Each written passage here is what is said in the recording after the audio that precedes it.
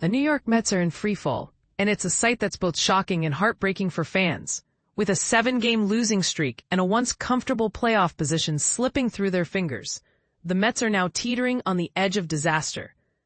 But here's where it gets even more unsettling. Their struggles aren't just a recent blip. They're part of a larger, more troubling pattern.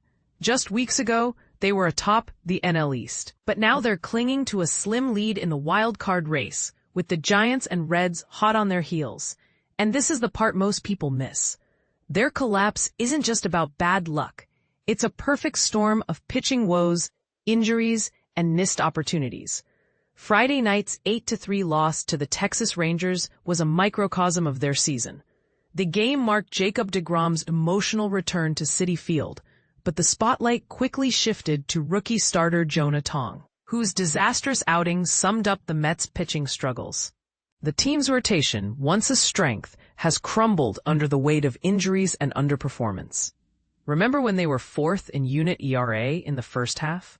Now they're 24th in the second half, with only Clay Holmes managing an ERA below 5.00 among their key starters. Injuries to Sean Manaea, Frankie Montas, Tyler McGill, and Griffin Canning have left the rotation in tatters, forcing the Mets to rely on unproven rookies like Tong and Nolan McLean. Even their bullpen, despite high-profile additions like Ryan Helsley and Gregory Soto, has been inconsistent, ranking 21st in ERA since the break. But here's the controversial part. Was the Mets' off-season strategy to blame? Top executive David Stearns opted for value signings over marquee additions, betting on the likes of Manaea, Montas, and internal options like Kodai Senga. While this approach worked early on, it's now backfiring spectacularly. Did the Mets underestimate the risks of relying on injury-prone veterans and unproven talent? Or is this simply a case of bad luck compounded by poor timing? It's a question that's sure to spark debate among fans and analysts alike. Amid the chaos, there's a silver lining. The Mets' offense has quietly stepped up. Since the All-Star break, they rank 4th in both WRC+ and runs scored, led by Juan Soto's power surge and the emergence of young talents like Brett Baty and Mark Vientos. Even Cedric Mullins, acquired at the deadline, has been a solid addition, though he's the only hitter underperforming in the second half.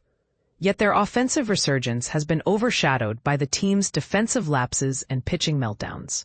It's a classic case of 1 step forward, 2 steps back.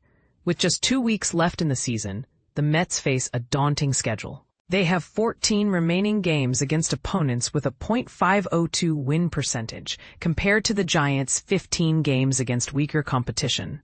Can they turn it around, or will they become the $322 million team that couldn't crack the postseason? It's a question that hangs heavy over Citi Field.